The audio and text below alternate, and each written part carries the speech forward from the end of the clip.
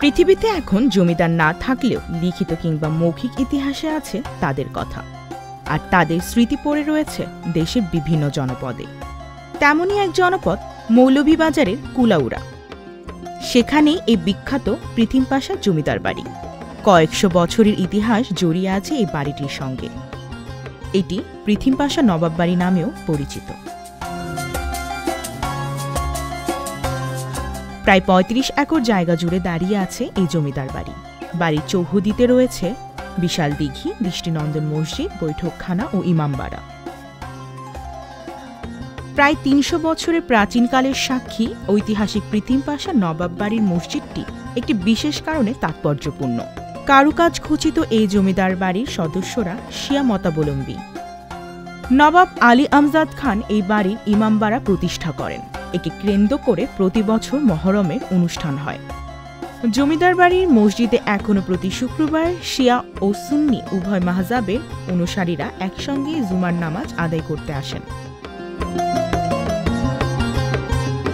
বিশাল এই বাড়িটি এখন দেখাশোনা করেন নবাব আলী আমজাদ খানের উত্তরসূরিরা। পৃথিম পাশার সাদা রঙের এই বাড়ি দেখে বোঝার উপায় নেই এর সঙ্গে জড়িয়ে আছে কয়েকশো বছরের ইতিহাস। বাড়ির ভেতর দিঘির এক পাশে রয়েছে জমিদারদের কবরস্থান। জমিদার বাড়ির পূর্বপুরুষেরা ইরান থেকে এসেছিলেন পৃথিম পাশায়। সেই সূত্রে দেশটির সঙ্গে ছিল এই বাড়ির যোগাযোগ। শুধু ইরানের রাজা নয়, এই বাড়ির অতিথিশালায় আতিথেয়তা নিয়েছিলেন ত্রিপুরার মহারাজা রাধাকিশোর মাণিক্য বাহাদুর। আর ইংরেজ আমলে বহু অফিসার ও ব্যবসায়ী এই বাড়িতে থেকেছিলেন বিভিন্ন কারণে।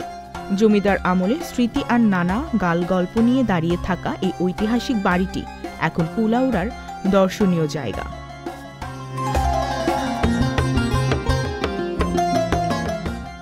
যেভাবে যাবেন, ঢাকা ও চট্টগ্রাম থেকে সরাসরি ট্রেন যোগে কুলাউড়া যাওয়া যায়। রেল স্টেশন থেকে সিএনজি চালিত অটোরিকশায় পৃথিম পাশা জমিদার বাড়ি যাওয়া যাবে। এছাড়া বাসে করে দেশের যে কোনো স্থান থেকে মৌলভীবাজার শহরে নেমে লোকাল বাস বা অটোরিকশায় করেও যাওয়া যায় পৃথিম পাশা।